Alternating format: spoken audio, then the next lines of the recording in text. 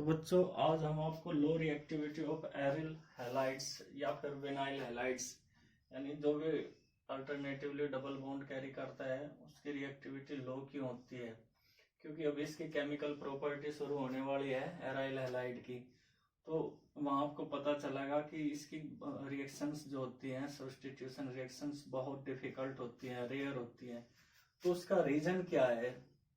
जबकि आपने देखा एल्काइल हैलाइड में इजिली रिएक्शन हो जा, लेकिन इसमें ऐसा क्यों नहीं होता है? एराइल हैलाइड्स में इसकी रिएक्टिविटी लो क्यों होती है? तो हम उसका रीजन आपको आज समझाने जा रहे हैं। तो उसके कुछ रीजंस हैं जो जिनमें फर्स्ट है रेजोनेंस। रेजोनेंस इफेक्ट जिसकी स्टडी आपने बच्चों कहाँ करी? 11th में करी। तो रेजोनेंस इफेक्ट क्या होता है? आपने देखा कोई एक स्ट्रक्चर मिलकर डिफाइन नहीं करती किसी को भी, बहुत सारे स्ट्रक्चर्स मिलकर केमिकल स्ट्रक्चर्स मिलकर डिफाइन करती है किसी कंपाउंड को। तो हम रेजोनेंस इफेक्ट के द्वारा आपको बताऊंगे कि इसकी जो रिएक्टिविटी है वो लो क्यों है। हम इसमें एग्जांपल ले रहे क्लोरोबेंजीन। क्या ले रहे बच्चों? क्लोरोबेंजीन।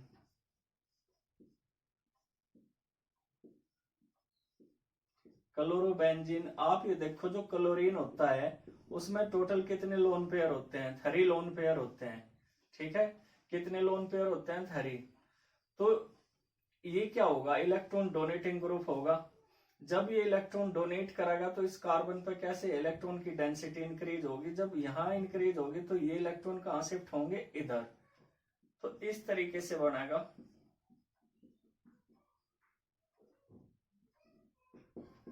क्लोरीन पर कैसा चार्ज आ जाएगा? पॉजिटिव, क्योंकि इसने क्या करे? इलेक्ट्रॉन डोनेट करे। ठीक है, इस कार्बन पर कैसा चार्ज आ जाएगा? यहाँ क्योंकि इलेक्ट्रॉन की डेंसिटी इंक्रीज हुई तो इस पर कैसा चार्ज रहेगा? नेगेटिव। तो इसी तरीके से बढ़ता चला जाएगा। अब ये यहाँ शिफ्ट हो जाएंगे और ये यहाँ शिफ्ट हो जाएंगे। ठीक है, ये चीज हमने आपको 11th में समझाई थी पूरी डिटेल के साथ।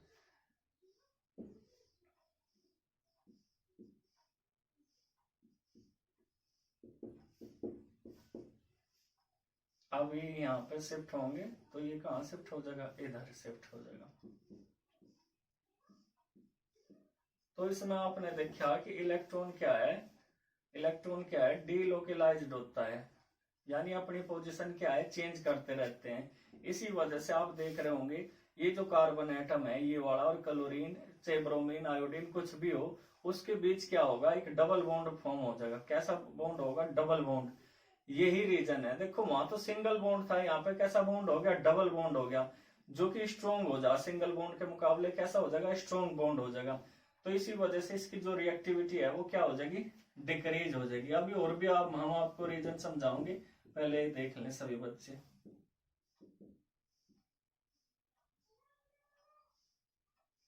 अब ये वापस यहाँ होगा और ये यहाँ जाएगा। तो इसकी रेजोनेटिंग स्ट्रक्चर्स हैं ये। ठीक है, इस तरीके से फर्स्ट, सेकंड, थर्ड, फोर्थ और फिफ्थ। तो आप इन रेजोनेटिंग स्ट्रक्चर से देखो कि इसमें क्या है? इसमें इलेक्ट्रॉन्स क्या होंगे? डीलोकलाइज्ड होंगे और ऑर्थ और पैरा पोजीशन पे इलेक्ट्रॉन की डेंसिटी क्या करेंगे? इंक्रीज करेंगे। इसके बारे में भी हम आपको बताओगे। देखो जैसे ऑर्थ और पैरा पोजीशन पे इलेक्ट्रॉन की डेंसिटी क्या हो रही है? इंक्रीज हो रही है। तो जो भी न्यूक्लियोफिलिक होगा उसका इसके साथ ऐड होना काफी डिफिकल्ट हो जाए इस वजह से। ठीक है बच्चों, न्यूक्लियोफिलिक क्या होते हैं? पहले से ही क्या हो, इलेक्ट्रॉन की डेंसिटी उनमें काफी ज्यादा होती है, तो भी वहां अटैक कर रहा है जहां इलेक्ट्रॉन की डेफिशिएंसी हो। अब पहले से ही यहाँ क्या है? इलेक्ट्रॉन ज्यादा हो जाएंगे, इलेक्ट्रॉन रिच हो जाएंगे इसके ऑर्थ और पैरा पोजीशन। इस वजह से इस पर न्यूक्लियोफिलिक आसानी से रिएक्ट नहीं कर पाने की बहुत रेयर कंडीशंस होगी या बहुत डिफिकल्ट कंडीशंस होंगी या बहुत उसमें हम आपको एक्स्ट्रा एनर्जी प्रोवाइड कराओगे तब जाके न्यूक्लियोफिलिक रिएक्शन देगा। तो उसका रीजन आपने देखा, इसमें जो कार्बन यानी CX बॉन्ड है वो काफी क्या हो जाए? स्ट्रॉन्ग हो जा एल्काइल हैलाइड के रिलेटिवली अपेक्षा हम आप कह सकें। और उसका मेन रीजन क्या है? रेजोनेंस इफेक्ट है। ठीक है, सभी बच्चे इसका स्क्रीनशॉट ले ले। और आपको पता चल गया, क्योंकि इसमें जो कार्बन और क्लोरीन होता है उसमें इलेक्ट्रॉन के डी लोकेलाइज होने की वजह से क्या वो डबल बॉन्ड होता है, और जबकि अल्काइल हैलाइड में ऐसा नहीं होता, उसमें सिर्फ सिंगल बॉन्ड होता है, जैसे तोड़ना क्या होगा आसान होता है, और यहाँ डबल बॉन्ड को तोड़ना कैसा रहेगा डिफिकल्ट रहेगा। तो सभी बच्चे इसका स्क्रीनशॉट ले लें। आपने देखा जैसे हमने बताया कि इसके रेजोनेंस इफेक्ट की वजह से क्या होगा, सीएल बॉन्ड एक्वायर कर लेगा सम डबल बॉन्ड कैरेक्टर, तो सी एक्स बॉन्ड क्या होगा एराइल हैलाइड में लिटिल स्ट्रॉन्गर हो जाएगा देन एल्काइल हैलाइड्स, और ये क्या हो जाएगा इजिली ब्रेक नहीं होगा। क्या लिख सके, hence can not be easily broken, या फिर हमने कहा स्टेबल होने की वजह से इसे तोड़ना क्या होगा काफी डिफिकल्ट होगा। इसी तरीके से अगर आप देखो थोड़ा सा विनाइल हैलाइड के बारे में भी अगर मैं आपको बताऊं, विनाइल हैलाइड में भी इसी तरीके से काफी डिफिकल्ट होता है, उसमें भी पाई इलेक्ट्रॉन क्या होता है डीलोकेलाइज्ड होता है, CH2 double bond CH Cl। ये देखो सेम उसके साथ हो गया, अगर यहाँ पे शिफ्ट हुआ तो ये यहाँ पे शिफ्ट हो गया, रेजोनेटिंग स्ट्रक्चर की वजह से इस पर नेगेटिव चार्ज, यहाँ डबल बॉन्ड, Cl पर कैसा होगा पॉजिटिव चार्ज। तो यहाँ भी देखो आप डबल बॉन्ड प्रेजेंट होता है इस कार्बन के और हेलोजन एटम के, तो ये भी थोड़ा सा स्ट्रॉन्ग होगा एल्काइल हैलाइड के मुकाबले, ठीक है। इसे भी ब्रेक करने के लिए एक्स्ट्रा एनर्जी प्रोवाइड करवानी पड़ेगी। तो ये था रेजोनेंस इफेक्ट, सभी बच्चे लिख लें। अब सेकंड है हाइब्रिडाइजेशन। हाइब्रिडाइजेशन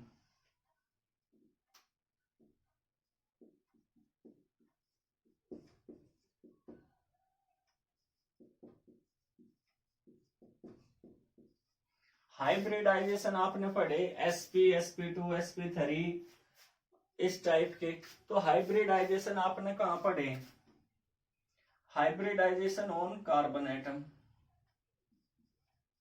आप पूरा भी लिख सको, इन CX बॉन्ड। हाँ भाई हमें तो उसी कार्बन एटम का देखना, कौन से का, जो हेलोजन एटम से जुड़ रहा कि उसका हाइब्रिडाइजेशन कैसा है। तो अभी आपने देखा कि इसमें डबल बॉन्ड फॉर्म हो जा, तो डबल बॉन्ड फॉर्म होने की वजह से जो इसमें CX होगा एराइल हैलाइड में, तो उस पर कैसा हाइब्रिडाइजेशन होता है, उस पर sp2 हो एराइल हैलाइड में,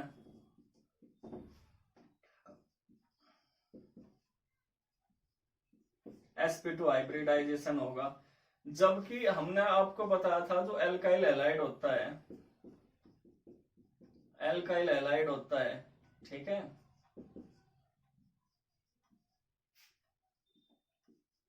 ये एरोमेटिक है, इसका मतलब क्या है यहाँ पे एरोमेटिक, ठीक है। तो जो एल्काइल हैलाइड होते हैं, एल्काइल हैलाइड होते हैं उसमें कैसा होता है sp3 हाइब्रिडाइजेशन होता है। तो sp3 हाइब्रिडाइजेशन और sp2 हाइब्रिडाइजेशन में क्या डिफरेंस हो, sp2 हाइब्रिडाइजेशन में अगर हम देखें तो s कैरेक्टर भी इंक्रीज होता है, s कैरेक्टर इंक्रीज हो है, ठीक है, और डबल बॉन्ड होने की वजह से इसके CX के बीच में, जैसे अभी ना रेजोनेंस स्ट्रक्चर में बताया, इसे तोड़ने के लिए एक्स्ट्रा एनर्जी की जरूरत पड़ेगी। जबकि जो sp3 है उसमें s कैरेक्टर कम होने की वजह से इसमें क्या होता है बच्चों, इसे तोड़ना काफी आसान रहेगा। तो हाइब्रिडाइजेशन भी एक रीजन है जो काफी इफेक्ट डालता है, ठीक है। जैसे हमने आपको 11th में बताया था, इस कैरेक्टर का मतलब क्या है कि इलेक्ट्रॉन न्यूक्लियस के ज्यादा पास चला जा, और अगर इलेक्ट्रॉन न्यूक्लियस के ज्यादा पास चला जाएगा तो उसमें जो न्यूक्लियस फोर्स होगी उसकी काफी स्ट्रोंग हो जाएगी, ठीक है। न्यूक्लियर फोर्स अगर स्ट्रोंग होगी तो उसके पास से इलेक्ट्रॉन निकालना क्या होगा काफी डिफिकल्ट हो जाएगा, और उसे एक्स्ट्रा एनर्जी प्रोवाइड करानी पड़ेगी। तो sp3 में जो s कैरेक्टर है वो कम होता है, क्योंकि इसमें सिर्फ सिंगल बॉन्ड है, इसमें कोई रेजोनेटिंग स्ट्रक्चर नहीं पाई जाती। तो इस चीज का आपको ध्यान रखना। अगर आप सिर्फ क्लोरोबेंजीन के प्रीफिक्स में देखें, क्लोरोबेंजीन की अगर हम बात करें यहाँ,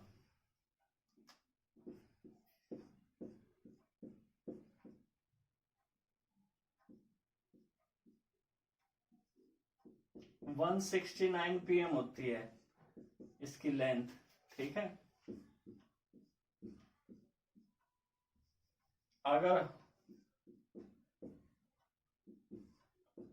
क्लोरोमीथेन की देखें तो 177 pm हो गए।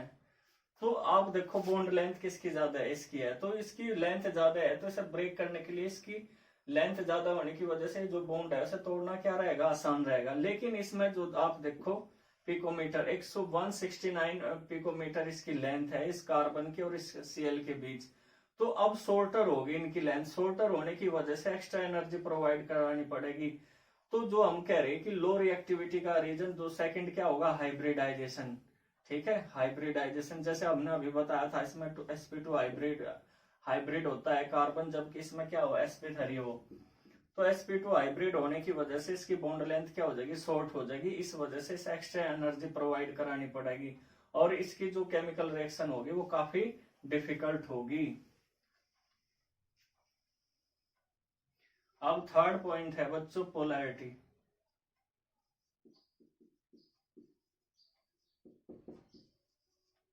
ऑफ CX बॉन्ड,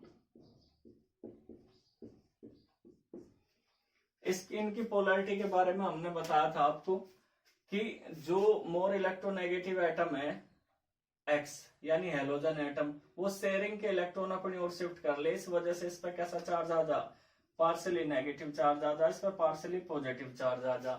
लेकिन यहाँ क्या दिक्कत हो रही, जैसे हमने अभी अभी बताया आपको, रेजोनेंस में बताया, हाइब्रिडाइजेशन में भी बताया कि sp2 होता है। यहाँ पे इसमें क्या होगा, डी लोकलाइज होने की वजह से इलेक्ट्रॉन के C और X के बीच में कैसा बॉन्ड रहेगा, डबल बॉन्ड प्रेजेंट रहेगा। इसी वजह से हमने कहा इसमें क्या होगा, एस कैरेक्टर ज्यादा होगा। एस कैरेक्टर का मतलब ये है कि इसकी इलेक्ट्रोनेगेटिविटी इस कार्बन की क्या होगी, बढ़गी, इंक्रीज होगी। इलेक्ट्रोनेगेटिविटी क्या होगी, इसकी इंक्रीज होगी। और जब इसकी भी इलेक्ट्रोनेगेटिविटी इंक्रीज होगी तो अब इसका जो इलेक्ट्रॉन खींचना, यानी आप देखो पहले तो यही खलनायक था, ये सीधा था, तो इसकी शेयरिंग के इलेक्ट्रॉन ये खींच लेता। लेकिन एस कैरेक्टर इंक्रीज होने की वजह से इसकी इलेक्ट्रोनेगेटिविटी इंक्रीज होगी। अब इसकी भी अगर इलेक्ट्रोनेगेटिविटी इंक्रीज होगी तो जो X है, जो हेलोजन एटम है, वो इजिली क्या है, इसकी शेयरिंग के इलेक्ट्रॉन अपनी ओर शिफ्ट नहीं कर पाने का। आगे बात समझ में बच्चों। तो एस कैरेक्टर क्या कर दे, इसकी इस कार्बन एटम की इलेक्ट्रोनेगेटिविटी को इंक्रीज कर देगा, तो इसकी जो पोलैरिटी है वो डिक्रीज होगी, ठीक है। एराइल हैलाइड के लिए इसकी पोलैरिटी कैसी होगी बच्चों, लो होगी। और लो पोलैरिटी होने की वजह से अब इसका जो इसे हटाना जो है, पृथक करना, लीव करना, वो काफी क्या हो जाएगा, डिफिकल्ट हो जाएगा। वो ऐसा क्यों हुआ, इसकी पोलैरिटी, दोनों बॉन्ड के बीच की जो पोलैरिटी है वो डिक्रीज होने की वजह से। और पोलैरिटी डिक्रीज क्यों हुई, इसमें एस कैरेक्टर ज्यादा होने की वजह से। और एस कैरेक्टर होने की वजह से ज्यादा, ये भी इलेक्ट्रोनेगेटिव हो गया, ये भी इलेक्ट्रोनेगेटिव। तो अब शेयरिंग के इलेक्ट्रॉन एक्स के काफी डिफिकल्टी से अपनी ओर शिफ्ट कर पाओगा, ठीक है बच्चों। तो ये भी रीजन है लो रिएक्टिविटी ऑफ एराइल हैलाइड्स। अब नेक्स्ट पॉइंट है, अच्छा जैसे आप देख रहे हैं रेजोनेंस इफेक्ट है या फिर हाइब्रिडाइजेशन है या पोलैरिटी है, ये चीजें आपसे एग्जाम में भी पूछी जाती हैं, क्या रीजन है, तो ये आपको बताना है बच्चों। एक और देख लो, इलेक्ट्रॉनिक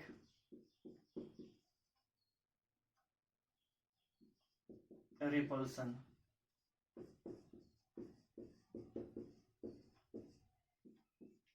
इलेक्ट्रॉनिक रिपल्सन, सारी चीज वही हो रही है। इलेक्ट्रॉनिक रिपल्सन में क्या आप लिखोगे, लिखो सिंस एरिन्स, और आप विनाइल हैलाइड्स भी लिख सको, और vinyl halides are electron rich molecule due to the presence of pi bonds, they repel the electron rich nucleophiles from attacking them। तो अभी आपके समझ में आ गया होगा। अगर आप ये देखो कि जो ये एरोमेटिक रिंग होती है, बेंजीन रिंग भी आप इसे कह सको, तो इसमें कार्बन के बीच क्या होते हैं, डबल बॉन्ड प्रेजेंट होते हैं अल्टरनेटिवली। तो आप ये चीज देखो, जब इसमें डबल बॉन्ड प्रेजेंट है यानी इलेक्ट्रॉन की डेंसिटी क्या हो रही, इसमें इलेक्ट्रॉन की डेंसिटी क्या हो रही बच्चों, इंक्रीज हो रही। ठीक है, देखो मैं आपको दिखा दूंगा डबल बॉन्ड होने की वजह से।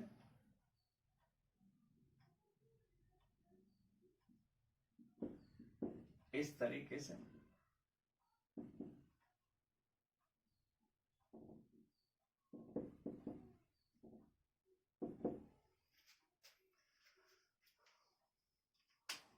हर एक कार्बन एटम क्या है, उसे 4 इलेक्ट्रॉन की जरूरत होती है।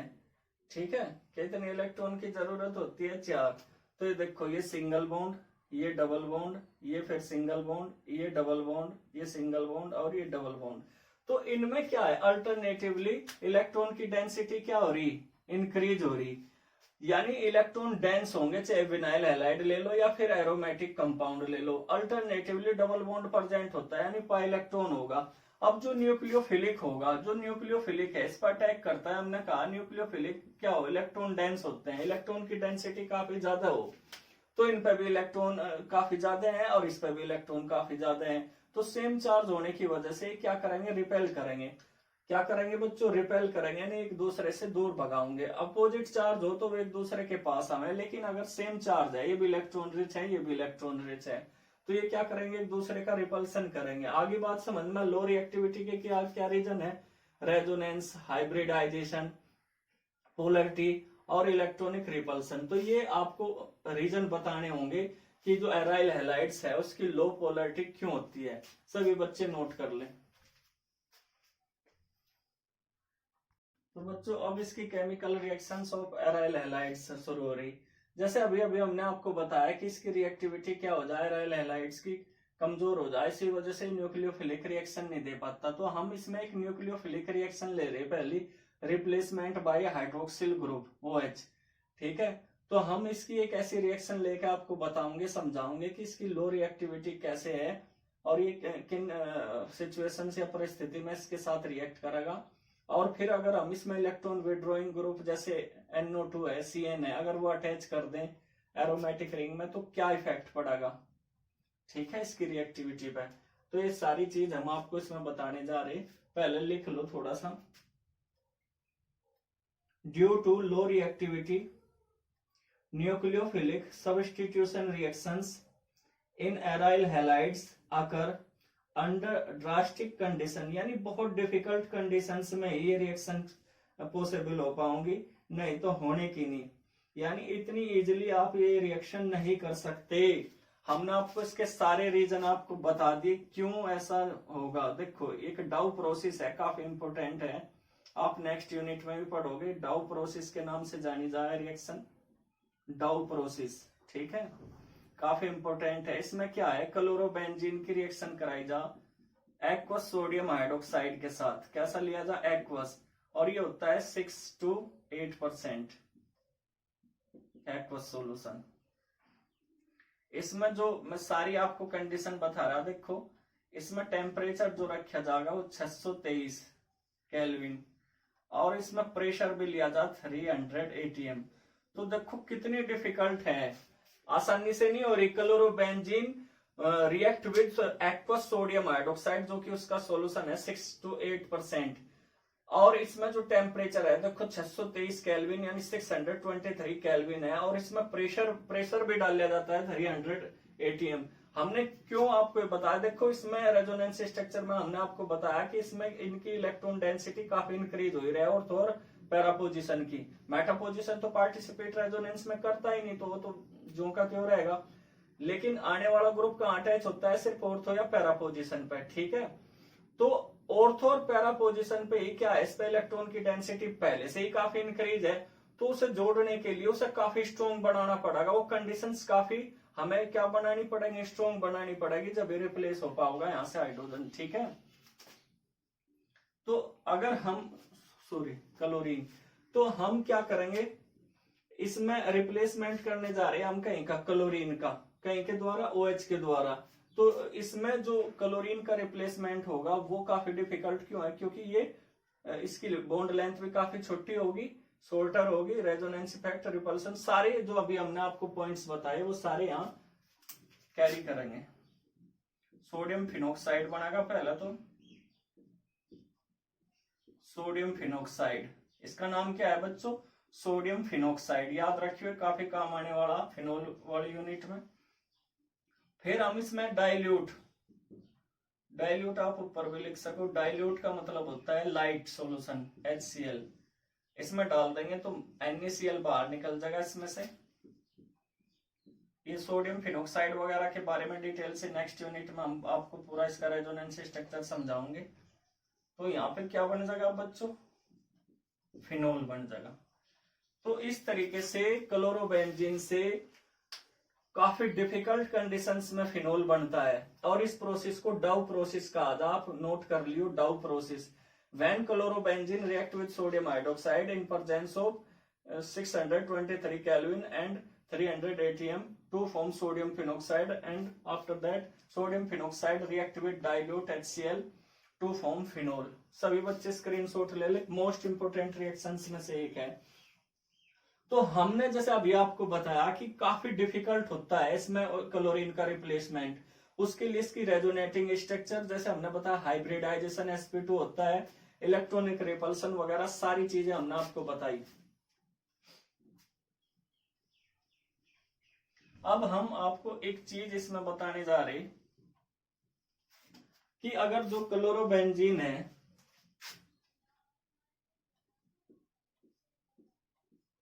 ये क्लोरोबेंजीन है, अगर हम इसमें एक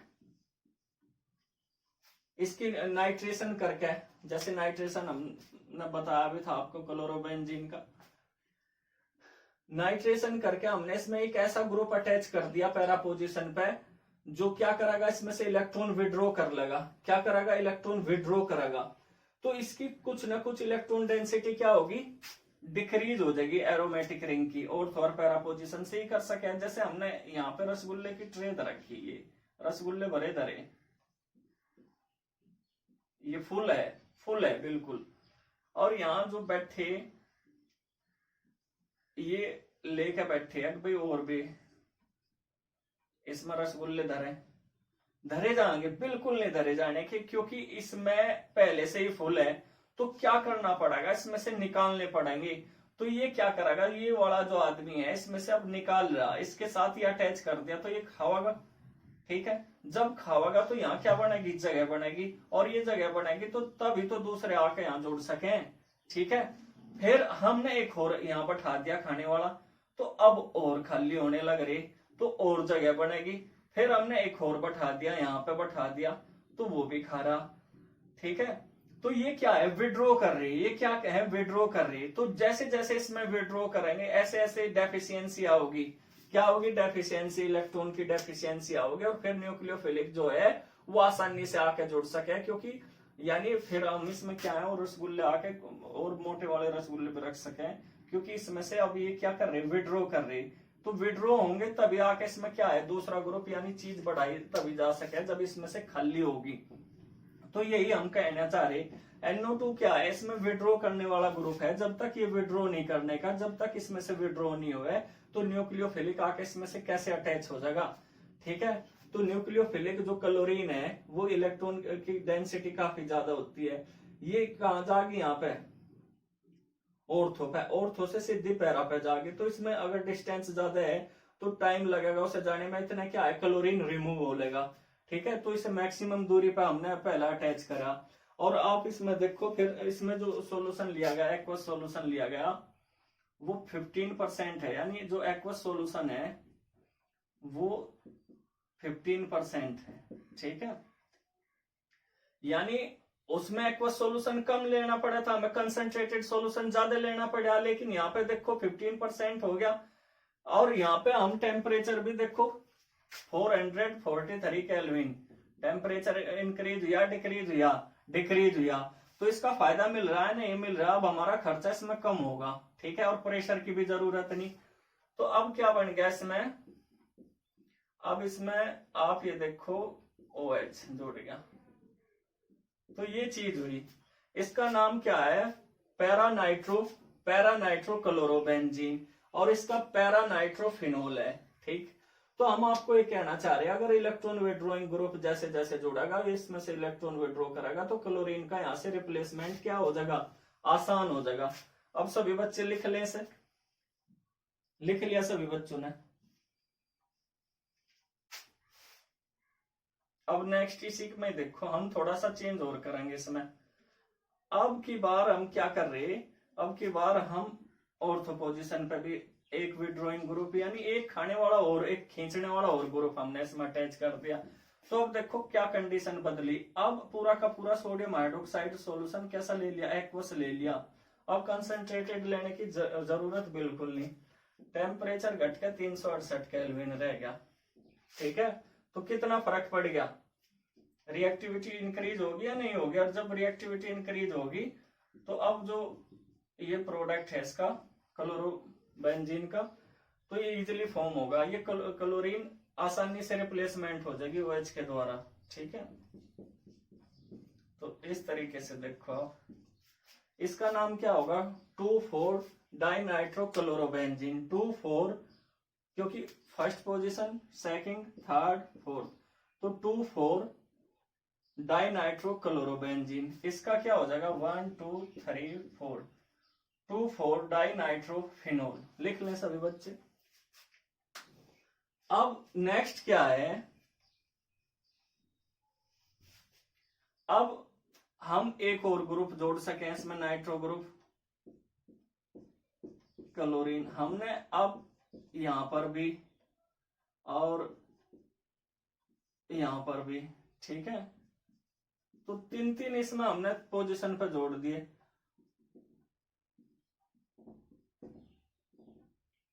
सेकंड यानी 2,4,6 ट्राइनाइट्रो क्लोरोबेंजीन, 2,4,6 ट्राइनाइट्रो क्लोरोबेंजीन।